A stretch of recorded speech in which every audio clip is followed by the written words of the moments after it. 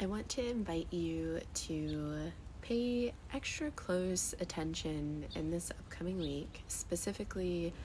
as we're moving through the time period of, let's say, November 15th, 16th to, I guess you could say to the 22nd, but I'll say to the 21st. So there's quite a lot of just energetic happenings that I feel like we've been within collectively, but I, in my contemplations and just within like some of the chart studies and work I've been doing, I've really noticed that energetically we're really all being invited, and this has been for a while now, to really come towards this understanding of how we commune with the elemental spirit of water. And I just think it's really nourishing because, oftentimes I think that when we're thinking of astrology, sometimes we desire this essence of it being very practical or tangible, but we are kind of really working with these abstract essences. But I have had this like ongoing contemplation of just thinking of frozen water, and we've collectively been in this period of allowing this frozen water to meet heat with friction and challenge and just the different things that are happening for us as a collective, so that these parts that have been crystallized into this frozen water, that they can finally find release and go back into this collective sea of consciousness, right? And then it can be alchemized or moved into or through a different experience. So the reason I want to say all of that is that we're having this meetup in the sky where we're having two planets that are retrograde, Jupiter and Saturn, looking at each other, but also looking at our central sun. And of course, this is all from our perspective, but I think this is really nice in that thinking of a more internal landscape of retrogrades being a bit more reflective, introspective, or refining, and like sometimes those can be the periods where we experience the most growth because we're allowing ourselves to slow down a bit more, or because we did slow down, we get the most clarity, so we can kind of just like forward towards the things that we're co-creating within or that we're desiring.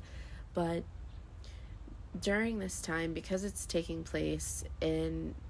all of these water signs, right? So we're working with the cardinal essence of Cancer with Jupiter in Cancer. We're working with the fixed essence with the sun in Scorpio. And then we're working with this mutable water essence with Saturn in Pisces. And there are other planets speaking to all of this as well, but just focusing on these three. And then we're going to be having the new moon in Scorpio next week as well. So this is a time where we're continuing to allow ourselves to shed, to transform, and to also remember the fixedness of our experience. Though, and it's funny because this is something that I've been contemplating a lot of, because I'm like, oh yeah, like, we're given this snapshot of the way things looked when we were born, and I feel like within our consciousness we have freedom and the ability to, yes, clearly transcend out of let's say different physical experiences, but then at the same in the same way, like, we can't escape our bodies, like we can't escape the physicalness of our reality, because we were gifted this specific structure to allow our consciousness to exist within. And though we can transform things, and we can shift things, and we can obviously collaborate together to make our physical reality be something different than what it is, it is still the essence of like it's almost like the gifts of materials that we were given to be able to create within the experience of our life. So as we're moving through this time and also experiencing some of maybe this heaviness or just these invitations,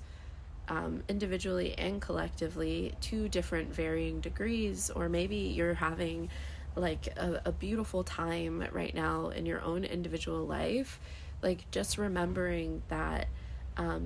you know, since this is something that is happening collectively, really inviting just like some intentions and just some prayers, right, to our collective as we continue to allow these frozen waters to thaw out. Because the other day as well, I got the remembrance of like, and I don't know if this part was factual, but I was like reading something about like how some of the icebergs, or even like glaciers,